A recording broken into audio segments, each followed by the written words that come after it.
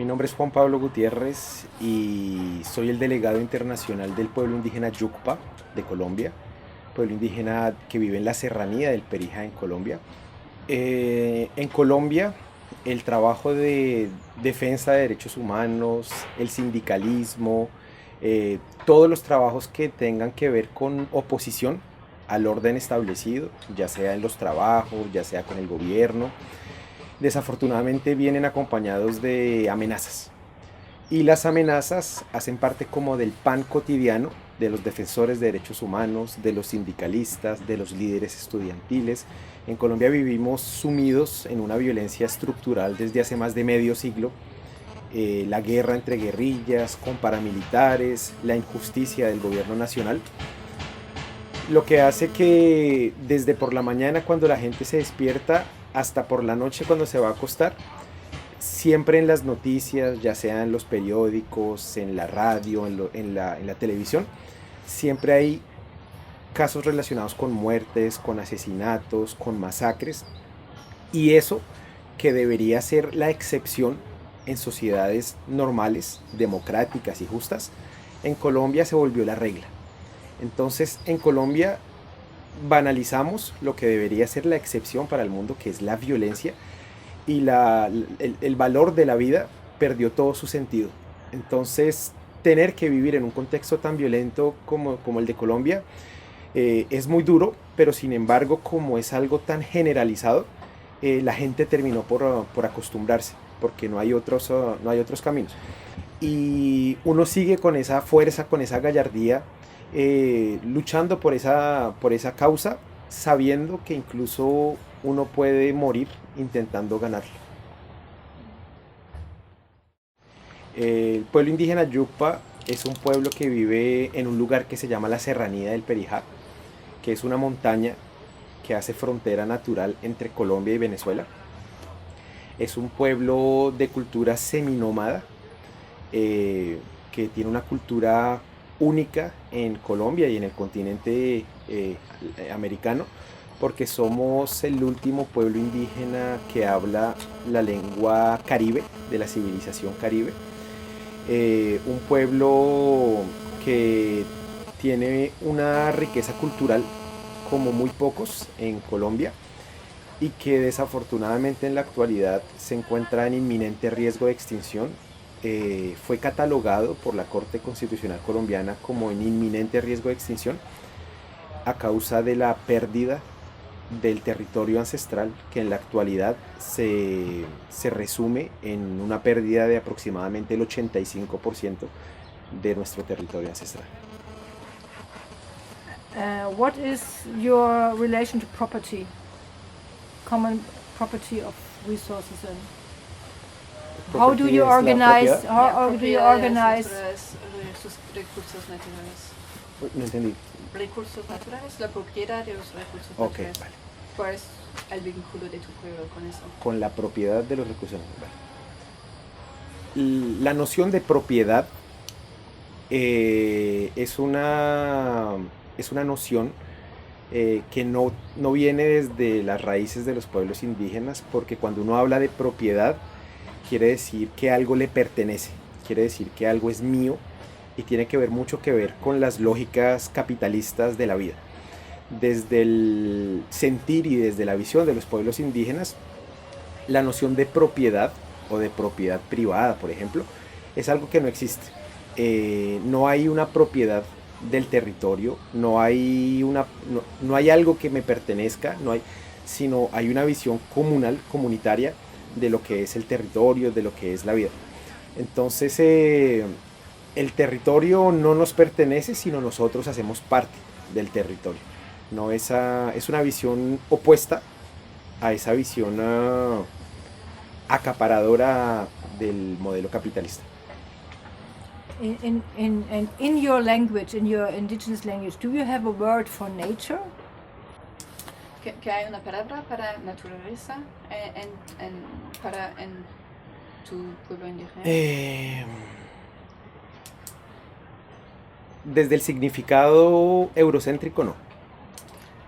Con el significado eurocéntrico no hay una...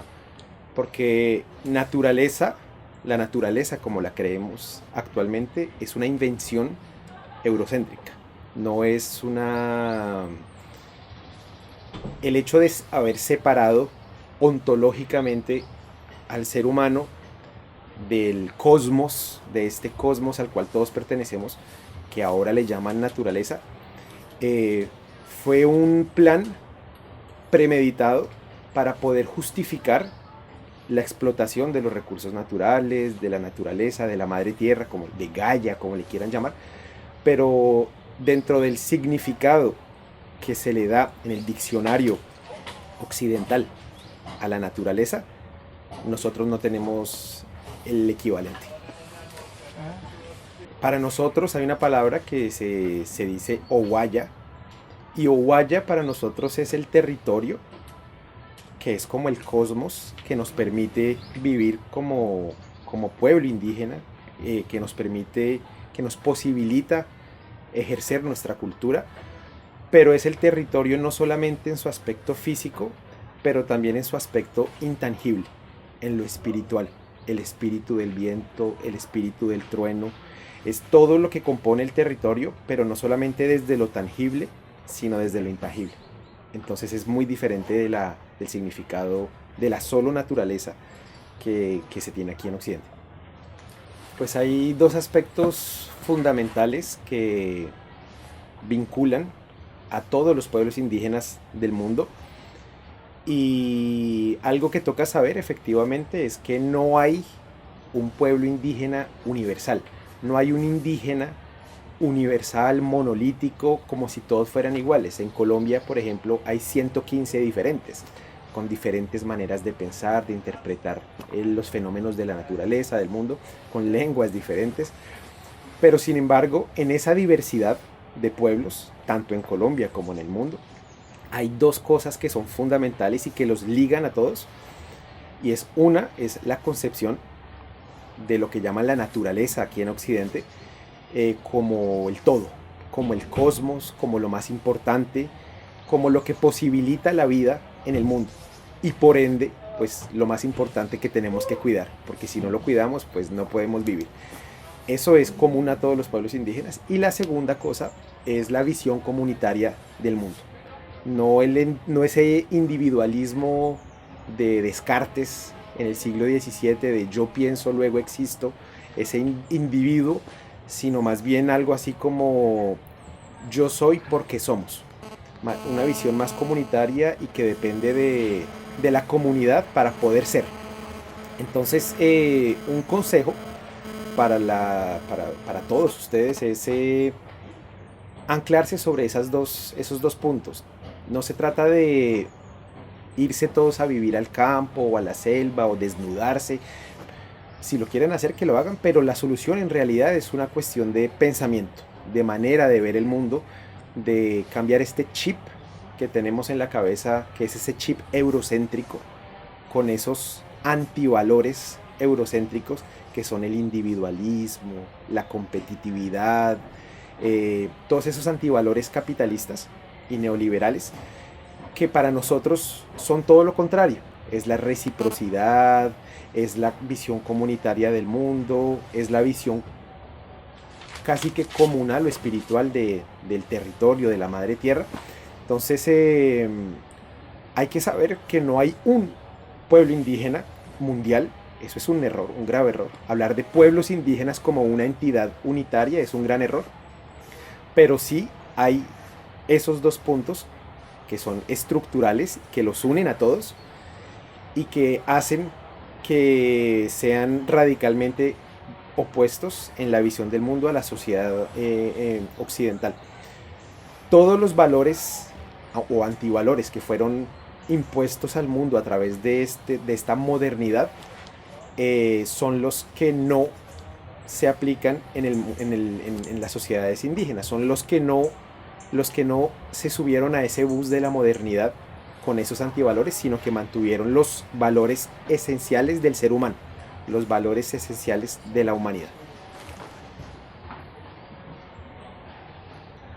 Ihr erlebt sehr große Angriffe auf euer Land und im Zusammenhang mit Steinkohle.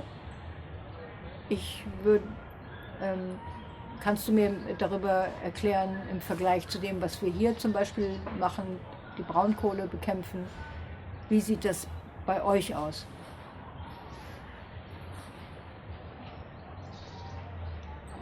Okay, so you are facing a lot of threats and then Pero dime en español. Oh, lo siento. O en francés. Es que hay cosas por lenguaje aquí. Donc, dans vos régions, vous faites face à beaucoup de menaces, à beaucoup d'attaques liées à l'industrie du charbon. Et donc, est-ce que tu peux expliquer un peu la situation là-bas et les liens que tu vois avec la situation ici? Okay. Nosotros tenemos en nuestro territorio diferentes minas de carbón a cielo abierto que se instalaron sin consultarnos, sin el derecho al cual nosotros tenemos a ser consultados previamente para ver si estamos de acuerdo o si no estamos de acuerdo. El gobierno colombiano otorgó licencias de explotación en nuestro territorio a multinacionales carboníferas. Una de las más grandes es una que se llama Drummond, que tiene una de las minas de carbón a cielo abierto más grandes del mundo y que se encuentra en nuestro territorio y que mide 16 veces más grande que la de aquí, por ejemplo. Entonces es un monstruo que destruyó totalmente nuestro territorio, nuestra biodiversidad, que profanó los sitios sagrados o los cementerios a los cuales nosotros llevábamos los cadáveres de las personas que morían. Muchos trabajadores de la mina que ya no trabajan nos dicen que encontraron muchos cuerpos envueltos en unas telas, que es la manera tradicional como nosotros dejamos los cuerpos, y que a veces los botaban o que incluso escucharon que los habían enviado a museos en el extranjero, por ejemplo. La mina desvió ríos que son vitales para la supervivencia del pueblo indígena Yucpa, para pescar, por ejemplo. Entonces ya la pesca para el pueblo indígena Yucpa es prácticamente imposible. Como destruyeron la biodiversidad, pues ya no hay animales, los animales se fueron, ya no hay agua para los animales, ya no hay comida para los animales, entonces se fueron y ya no hay alimentación para nosotros tampoco. En cuanto a nuestra medicina tradicional, pues ya no hay plantas, ya hay muy pocos lugares donde encontramos las plantas tradicionales para preparar nuestros remedios, por ejemplo. Entonces todo eso desarticuló y todo eso desestructuró la cultura del pueblo indígena Yucpa, que somos de tradición oral. Los abuelos le enseñan a sus nietos, a sus hijos, dónde se encuentran las plantas sagradas, dónde se puede cazar, cómo se pesca. La educación toda es oral.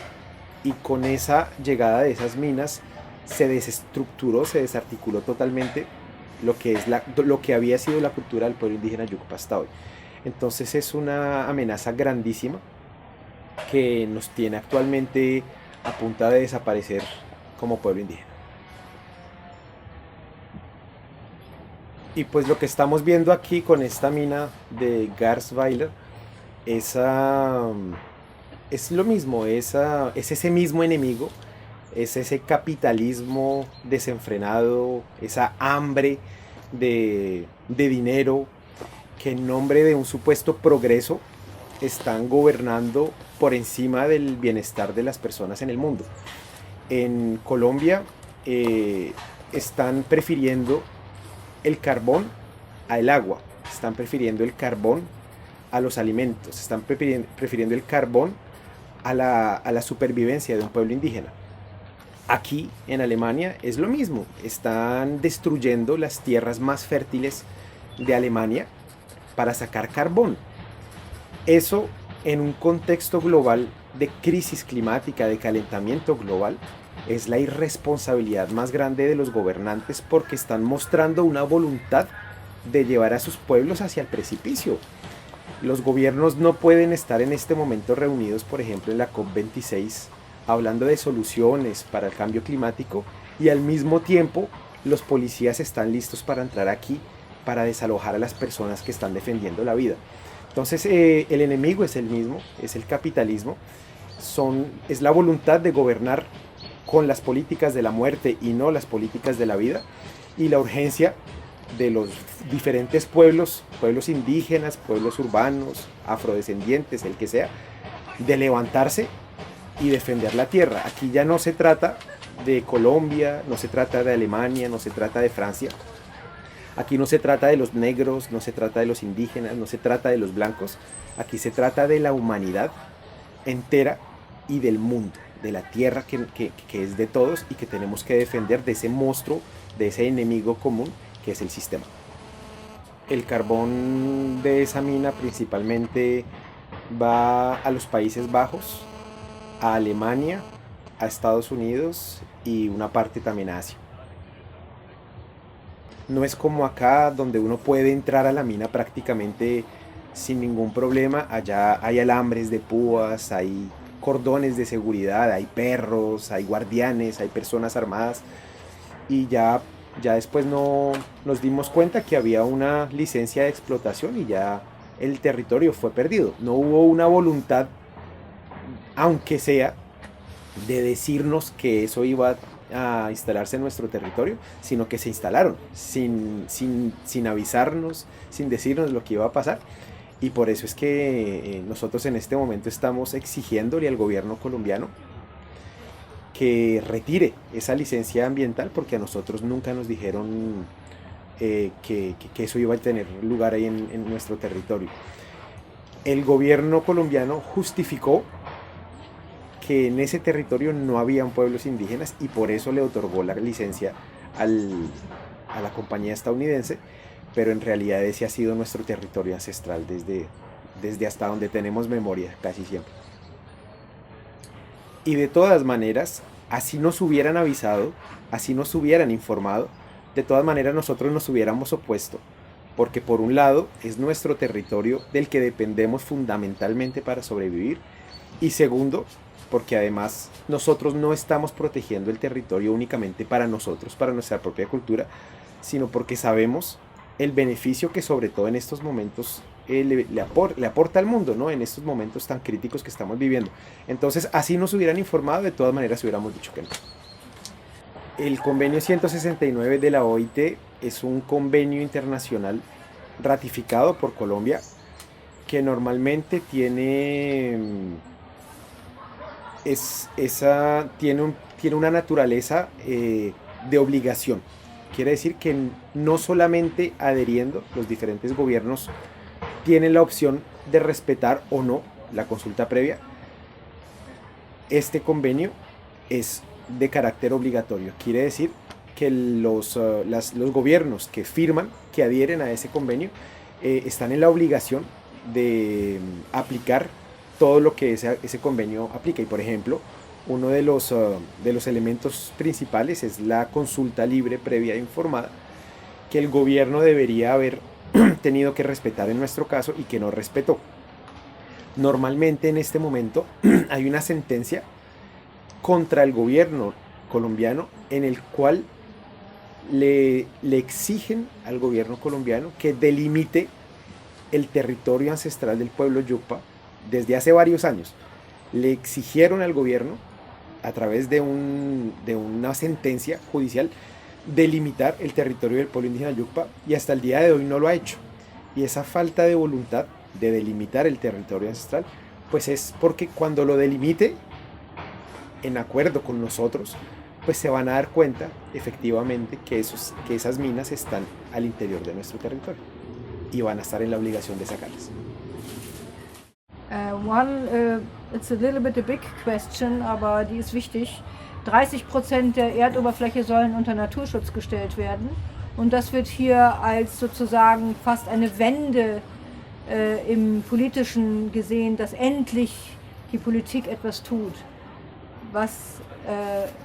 Und 50% bis 2050 von den noch besten biodiversen Flächen. Deine Frage ist, ob das gut ist oder was er denkt? Ja, genau, was er dazu sagt. So, as of today, the idea is that... ¿Pero dímelo en español o en francés? Oh, sorry. Thank you. The idea is that 30% of the whole planet... No, en francés o en español. I'm gonna go to... Ja, it's like the 30 Wir sind gleich fertig. Aber du bist echt ein Wunder, dass du das so schnell machst. Umswitchen, wow. Yeah, not so good anymore apparently. So 30% de la surface de la planète devait être protégée, les zones à la biodiversité la plus riche. Et donc en fait, ça montre une sorte de changement de la part des politiques, un tournant. Et on dit que ce devrait être 50% d'ici à 2050. Et qu'est-ce que tu en penses, toi? Ok. Esa medida de proteger el 30%, a la luz y a la lectura de la mayoría de personas en el mundo, la lectura que le está dando la opinión pública a esa medida que están tomando los diferentes gobiernos del mundo, es que por fin los gobiernos están haciendo algo por el bien común, que por fin los gobiernos se dieron cuenta de la amenaza que estamos viviendo y que esa medida de proteger el 30% pues es como en cierta medida una salvación para este momento tan difícil que estamos viviendo como civilización humana. La realidad es que esa medida de proteger el 30% es una medida tomada desde los gobiernos del mundo para distraer la opinión pública del verdadero tema principal del cual deberíamos ocuparnos, y es el siguiente: ellos quieren proteger al mundo del calentamiento global, de la crisis climática que estamos viviendo, pero no están atacando las causas que lo están provocando. Si verdaderamente quisieran hacer algo con una voluntad real para luchar contra el calentamiento global, pues lo más lógico es que ataquen las causas que lo están provocando. ¿Y cuáles son las causas que lo están provocando? Pues este sistema neoliberal, este sistema capitalista. Entonces, no están tocando las razones que provocan el problema, y sí están queriendo crear islas protegidas en el mundo para ellos poder seguir contaminando con este sistema que es el problema en toda impunidad. Entonces están engañando a la opinión pública y la mayoría de personas están creyendo en eso. Entonces toca que la gente sepa que es un engaño, están distrayendo a la opinión pública del verdadero tema que deberíamos estar debatiendo actualmente, y son las causas que están provocando el calentamiento global. Pero eso no lo tocan, eso parece que estuviera blindado, eso parece que fuera imposible. Entonces quieren mirar otras soluciones, que es la de proteger el 30%, que no es una solución porque además esos territorios que supuestamente piensan proteger, pues ya están protegidos desde hace mucho tiempo por pueblos indígenas que viven ahí desde hace muchísimo tiempo, porque para los que no lo saben, los indígenas constituyen el 4% de la población mundial, quiere decir una minoría demográficamente hablando. Pero ese 4%, esa minoría, tiene el 80% de la biodiversidad que le queda al mundo. Quiere decir que esos territorios que supuestamente los gobiernos van a proteger, ya están protegidos desde hace mucho tiempo por la presencia de pueblos indígenas. Entonces, si los gobiernos quieren tener protagonismo por la primera vez en la historia en la protección de la madre tierra y no en su destrucción, pues entonces que ataquen las causas que están provocando el cambio climático y que no engañen a la población mundial como con las medidas del 30%, que en realidad es la medida de greenwashing más espectacular que hayan creado en este siglo.